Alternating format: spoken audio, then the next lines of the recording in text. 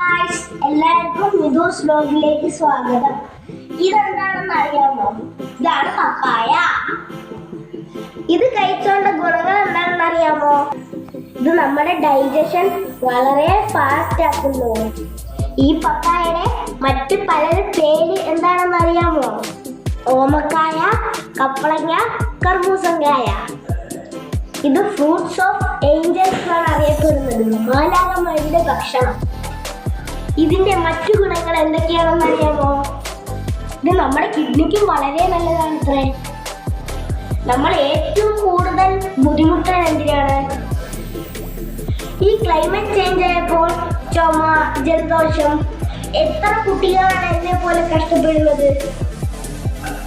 അങ്ങനെയുള്ള അലർജി മാറ്റാനുള്ള കഴിവും പപ്പായയ്ക്കുണ്ട്. അടുത്തൊരു ബ്ലോഗുമായിട്ട് വീണ്ടും വരാം. ബൈ.